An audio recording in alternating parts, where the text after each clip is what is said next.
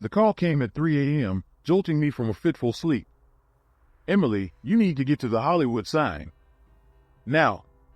The voice on the other end was breathless, urgent. "I'm Emily Thorne, host of the true crime podcast Hollywood Noir. Calls like this are my bread and butter, but something in my informant's tone sent a chill down my spine. 30 minutes later, I was parking my beat-up Corolla on a winding road beneath the iconic sign. The air was thick with fog and the acrid smell of smoke, classic LA.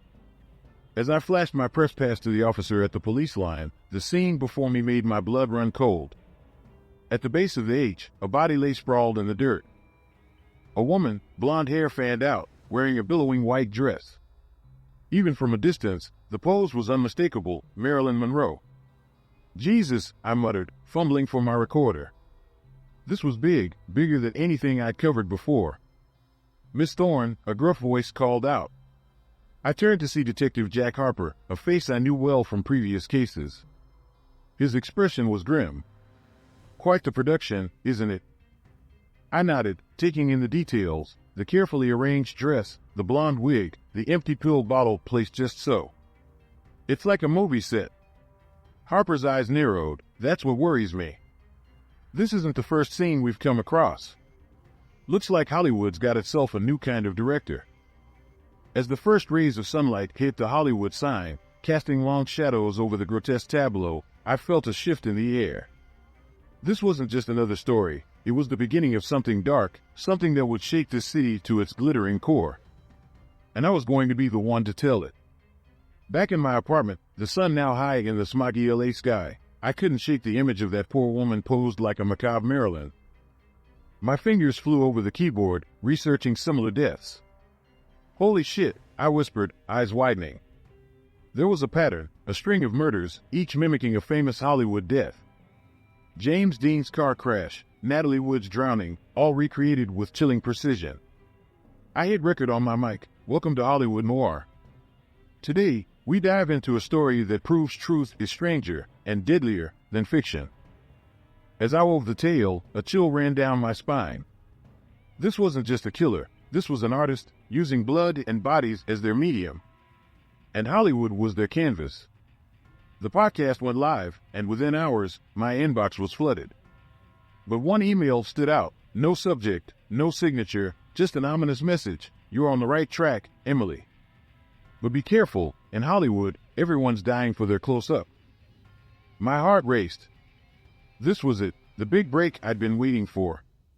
But as I read the email again, a nagging voice in the back of my head whispered, "At what cost?"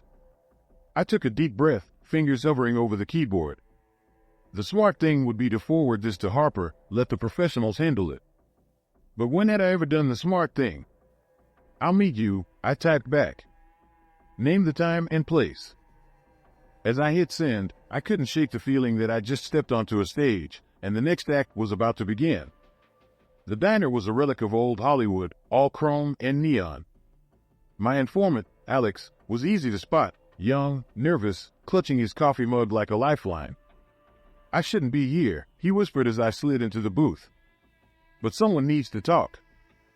Alex spilled a tale that seemed ripped from a B movie script, a curse surrounding Starlight Studios, whispers of rituals and sacrifices for success. "It's crazy, right?" His eyes darted around. "But the deaths, they're all connected to Starlight." A name caught my attention, Lila West, former child star turned recluse. "She knows things," Alex said. "But she's terrified." As we left, a mountain of a man blocked our path. "Miss Thorne," he growled, flashing a Starlight Studio security badge. A friendly warning, some stories are better left untold. Back home, my mind raced. What had I stumbled into? I reached for my keys, then froze. The door was ajar. Heart pounding, I pushed it open. My apartment was ransacked, drawers emptied, papers everywhere. But one thing stood out, a vintage Sunset Boulevard poster tacked to the wall, a place it hadn't been before. Scrawled across Norma Desmond's face, "Ready for your close-up?" The game had changed.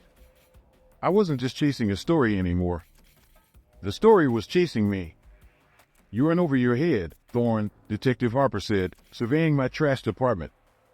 His gruff exterior couldn't hide the concern in his eyes. Maybe, I admitted. But I'm onto something big. We need to compare notes. Over stale coffee, we pieced together the puzzle. All victims were rising stars who'd suddenly left the industry. All had connections to Starlight Studios. We need to talk to Lila West, I insisted. Harper frowned. She's a dead end. Hasn't spoken to anyone in years. Let me try, I pleaded. He hesitated, then scribbled an address. Lila's mansion was a faded echo of Hollywood glamour. She answered the door herself, a ghost of the child star she'd once been. I know why you're here, she said, voice barely above a whisper. But you don't understand what you're dealing with. Then help me understand, I urged. Her eyes darted nervously. There are people in this town who do anything for fame, and others who feed on that desperation. The deaths, they're not random. The shrill ring of my phone cut her off. Unknown number. Hello? A distorted voice spoke. All the world's a stage, and all the men and women merely players. They have their exits and their entrances. My blood ran cold. Who is this? Careful, Miss Thorne. In this story, the investigator might become the investigated. The line went dead. Lila's face was ashen. They know you're here. You need to leave. Now. As I drove home, my mind raced. The killer wasn't just watching me, they were turning my investigation into their newest production. And I had a sinking feeling I'd just been cast as the lead. The pieces were falling into place, forming a picture more terrifying than I'd imagined. Late nights poring over old files and whispered conversations with terrified sources revealed a chilling truth, a cult-like group within Starlight Studios, puppeteering Hollywood from the shadows. But as I dug deeper, my own past resurfaced. Memories I'd buried came flooding back, a young actress, wide-eyed and desperate for a big break. The screen test at Starlight. The strange requests. The growing unease that led me to walk away. I thought I'd left that life behind. Now, it seemed, it had caught up with me. The premiere was a sea of flashing cameras and fake smiles. I was there chasing a lead, but felt exposed, like a mouse in a maze. Emily Thorne? A hand on my shoulder. I turned, met the eyes of a studio exec I'd been trying to interview. His smile didn't reach his eyes. I hear you've been asking questions. Suddenly, the crowd shifted. I was being herded, subtly but surely, towards a side exit. Panic rose in my throat. A scream. A flash of metal. I ducked, felt the whoosh of a blade above my head. Chaos erupted. I ran, heart pounding, out into the LA night. Behind me, sirens wailed. My phone buzzed, a text from an unknown number. An address, and 2 words that made my blood run cold, Alex's finale. I knew what I'd find, but I had to go. The killer had raised the stakes. And I was running out of time. The Hollywood sign loomed above me, letters stark against the night sky. This was it, the final act. I'd left a message for Harper, but I knew I was on my own. The killer had made this personal. A floodlight snapped on, blinding me. A voice boomed through hidden speakers. Welcome, Emily. I've been waiting for you. I squinted against the light, heart racing. Who are you? What do you want? A figure stepped into view, and I gasped. I knew that face, Gerald Winters, the legendary director everyone thought had died years ago. What I want, he said, eyes glinting madly, is to create the ultimate picture. And you, my dear, are the star. He raised a gun, and I froze. All those acting classes flashed through my mind. This was the performance of my life. I forced a laugh. Really, Gerald? This is your grand finale? It lacks vision. He faltered, confused. I pressed on. Killing the plucky investigator. So cliché. You're better than that. His grip on the gun loosened. What do you suggest? A twist, I said, inching closer. Something no one would expect. In that moment of distraction, I lunged. We grappled, teetering on the edge of the hill. The gun went off once, twice. As we fell, I heard sirens. Harper's voice. Then, darkness. The headlines would call it the greatest showdown in Hollywood history. I just called it survival. The aftermath was a whirlwind: press conferences, police statements, Hollywood's dark underbelly exposed. Gerald Winters, the mastermind behind the killings, was dead. But as the dust settled, I couldn't shake the feeling that this was just the beginning. Sitting in my apartment, nursing bruises and a sense of unfinished business, my phone buzzed. Unknown number. The message chilled me to the bone. Bravo, Emily. You earned a sequel. The real show is just beginning. I stared at the screen, heart racing. The story wasn't over. In Hollywood, there's always another twist waiting in the wings.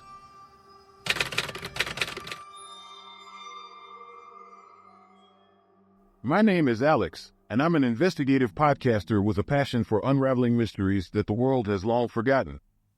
On a foggy night in San Francisco, I sat in my cluttered apartment, surrounded by the glow of computer screens and the hum of audio equipment. The bay's cool, damp air seeped through the slightly open window, carrying with it the faint smell of salt water and distant foghorns. As I adjusted the volume on my old radio, an eerie static filled the room, a sound both haunting and familiar. A few days ago, I received an anonymous tip about mysterious radio frequencies linked to unsolved disappearances around the bay. Among them was my brother. His case had haunted me for years. This lead might be my last chance to uncover the truth about what happened to him. The static began to clear, revealing a faint but persistent signal. It wasn't just noise, it was a message from the past, reaching out from the depths of the bay. The more I listened, the more I felt an inexplicable connection, a tugging at my very soul. Was this a cry for help or a warning to stay away? The thought consumed me as I sat alone in the dim light, my heart pounding with a mix of fear and hope. Little did I know that this signal would be the beginning of a journey that would challenge everything I believed in, pushing me into the darkest corners of my past and the secrets the bay had hidden for so long. Determined to follow the lead, I found myself standing on the wooden deck of a small marina the next morning, the fog from the previous night still lingering in the air. I was meeting Sam, a retired fisherman with stories of the bay that could fill libraries. He was a grizzled old man with eyes that seemed to hold the ocean's depth within them. As I approached him, he nodded in recognition, having heard of my podcast and the disappearance that still haunted me. Strange things happen in the bay, Alex, Sam began, his voice raspy from years at sea. People disappear, whispers in the night that carry tales of lost souls. I listened intently as Sam recounted the legends, stories of a maritime disaster that few remembered. The air grew colder as he spoke, each word etching fear into my heart.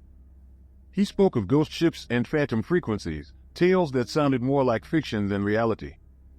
Yet the conviction in his voice made me question my own skepticism. Your brother wasn't the first to vanish without a trace, Sam continued, glancing out at the fog-covered waters.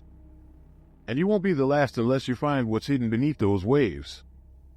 His words lingered as I left the marina, my mind racing with possibilities. I realized that the bay held secrets I could never have imagined, secrets that had already begun to entangle me in their web. As I headed back to my apartment, I knew my next step was to analyze the radio frequencies, hoping to decipher their meaning and uncover the truth they held. Back in my apartment, I reached out to Liam, a tech entrepreneur and an old friend from college. He was someone who thrived on the thrill of discovery and saw mysteries as puzzles to be solved. We met at a cafe near the Embarcadero, the city's skyline looming over us, the bay stretching out into the distance. Liam listened as I recounted the tales from Sam and shared the recordings of the strange frequencies. It's not just noise, he said, analyzing the data on his laptop. These signals follow a pattern, like they're trying to convey a message. I watched as he worked, his fingers dancing over the keyboard, pulling up charts and graphs that made my head spin. The cafe buzzed with life around us, but my focus was entirely on the screen in front of me, numbers and waveforms that slowly began to make sense. There's something here, Liam murmured, his eyes narrowing. It's as if someone or something is broadcasting intentionally. Maybe it's a warning, or maybe it's a call for help. As we delved deeper, it became apparent that these frequencies weren't random at all. Each signal seemed to originate from a specific location within the bay, an area known for treacherous currents and hidden shoals. My heart pounded at the thought of what might be waiting beneath those waters.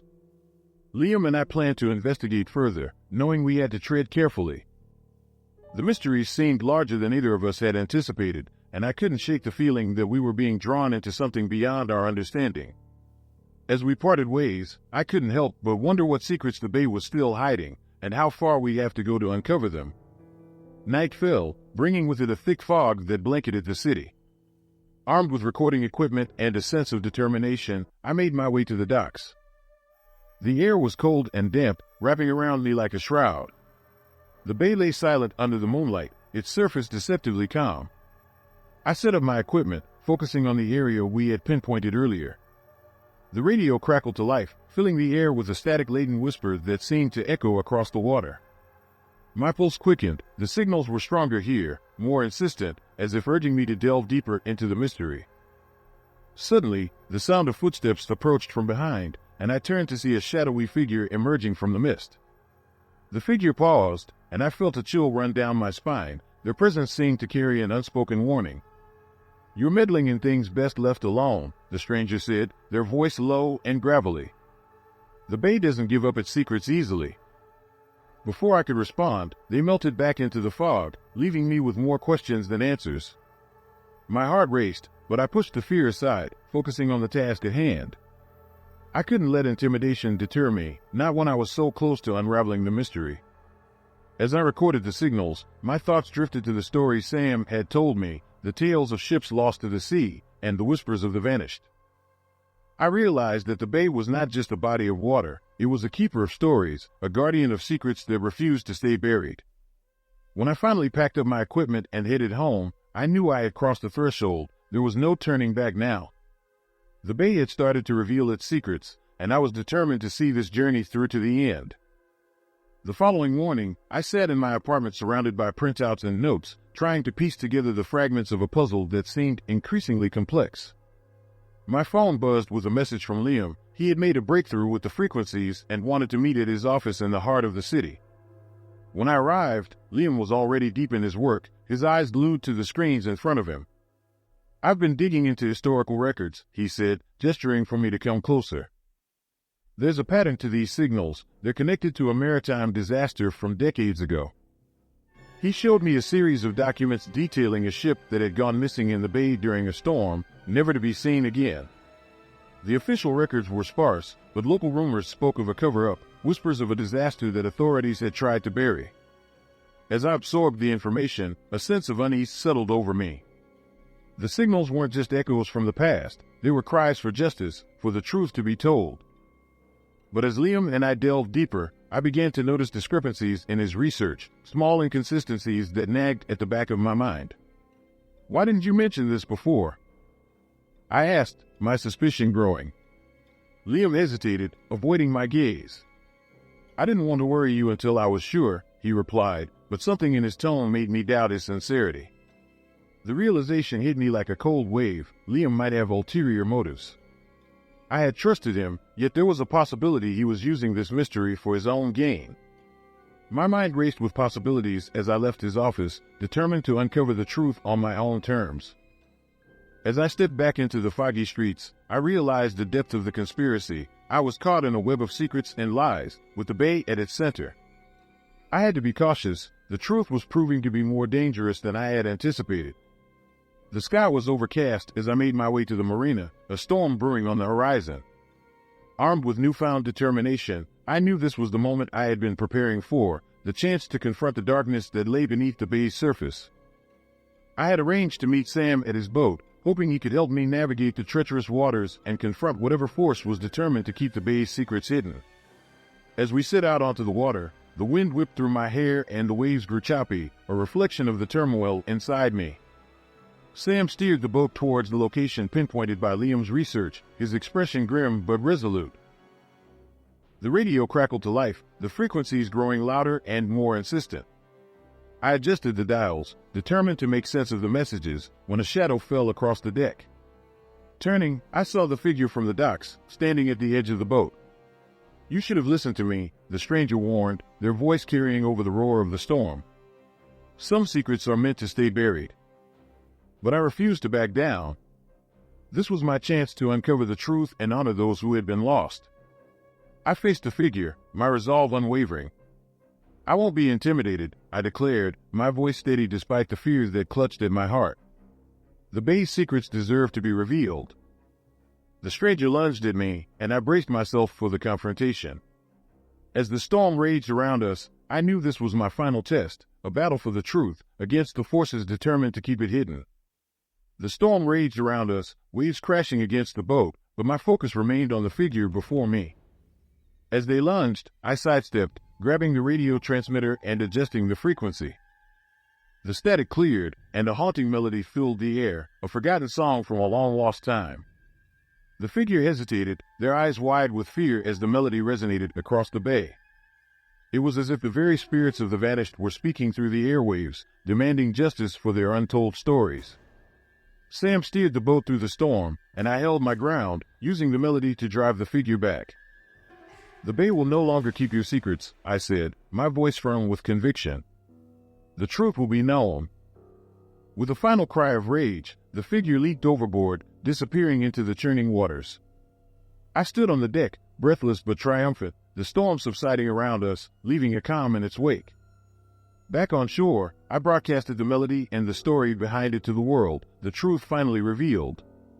Families of the lost found solace in the knowledge that their loved ones had not been forgotten, their stories finally brought to light.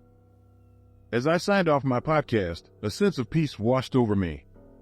The bay had surrendered its secrets, and I had honored my brother's memory. Yet, as I packed up my equipment, a new tip arrived, another mystery whispered from the depths, waiting to be uncovered. I smiled, knowing my journey was far from over. The bay had more stories to tell, and I was ready to listen.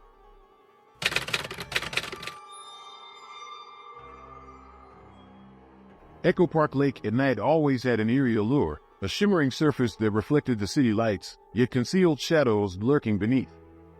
As I walked along the path, the air was thick with mystery and the scent of damp earth. I am Alex Rivera, a podcaster obsessed with unsolved mysteries, and this discovery of skeletal remains was the perfect storm for my curiosity. The city was abuzz with speculation about the identity of the remains. Was it linked to the infamous disappearance of a local teenager in the 1990s? My listeners were hooked, they wanted answers, and so did I. My podcast, Truth Uncovered, thrived on exploring the stories others left behind, and this one was personal. I stood by the lake, recorder in hand, feeling the weight of the past whispering through the night breeze. Theories swirled in my mind. Could this be a conspiracy reaching the city's elite, or was it merely a forgotten tragedy? I knew I had to delve deeper. The truth was buried somewhere in Echo Park, and I was determined to unearth it.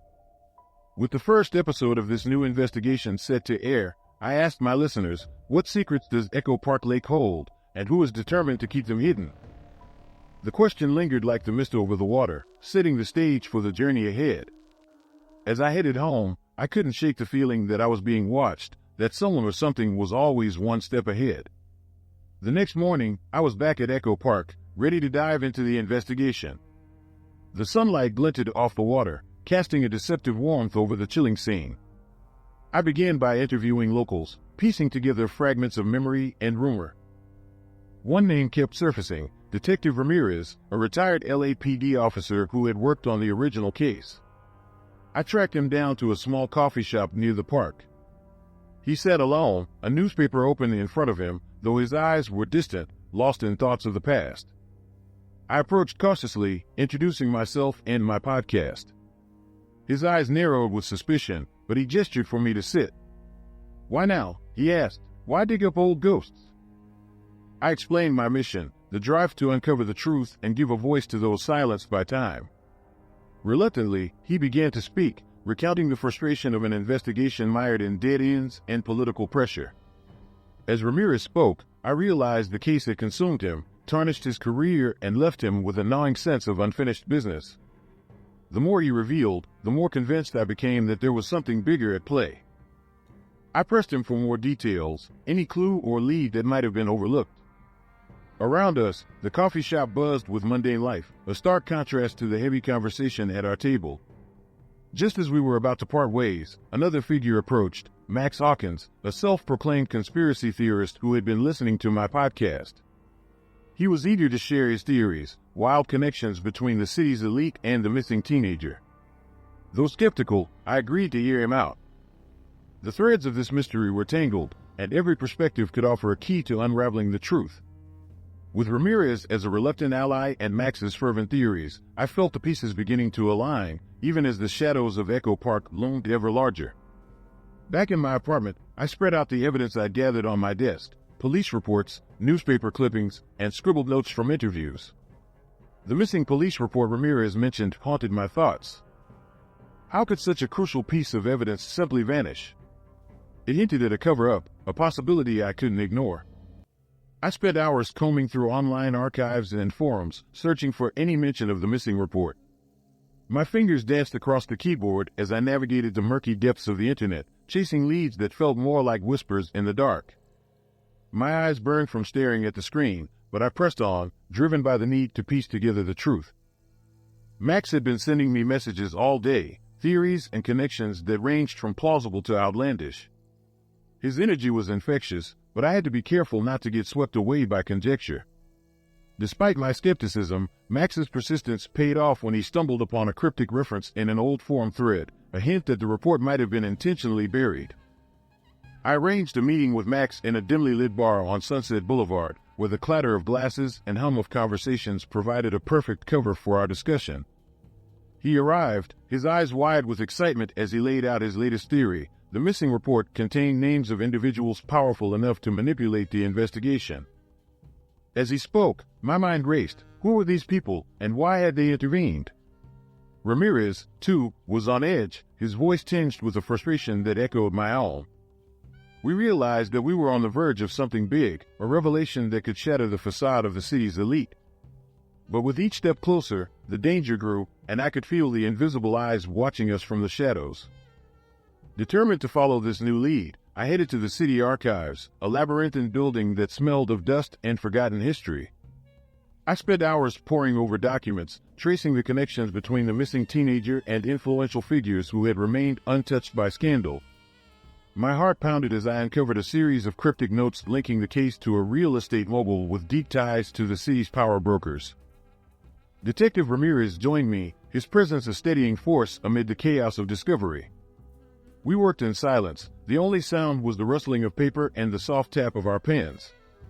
As we pieced together the evidence, a chilling picture emerged. The teenager had been involved in a circle of privilege and danger, her disappearance conveniently silenced to protect those at the top. Ramirez's face darkened with the weight of what we were uncovering.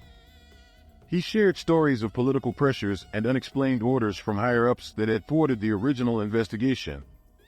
We were never meant to solve this case, he said. Too many powerful people had too much to lose.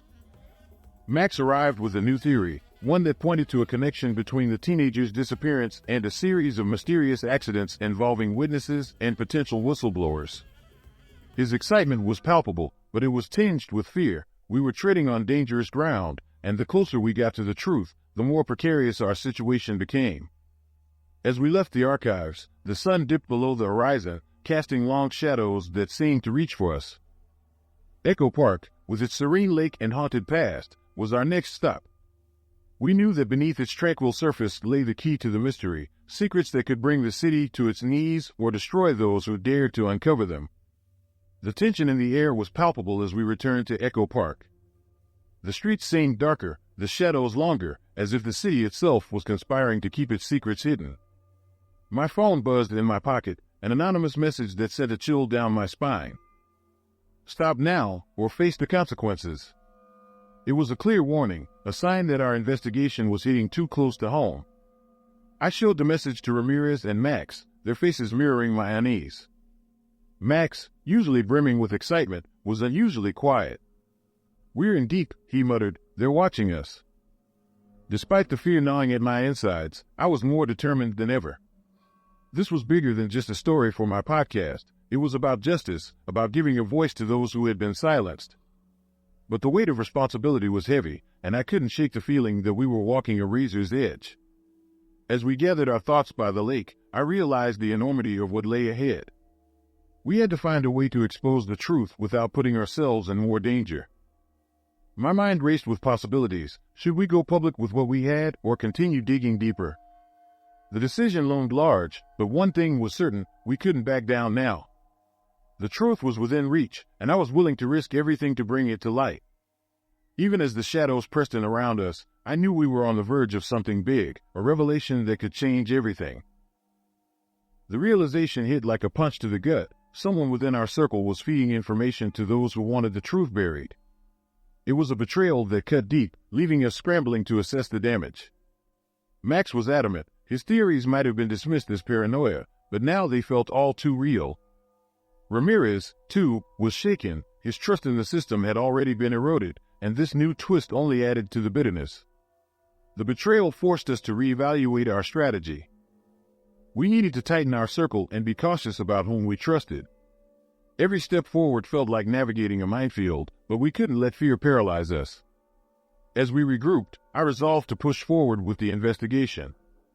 This betrayal was just another obstacle, a test of our resolve. And though the shadows seemed to close in tighter, I knew we had to press on.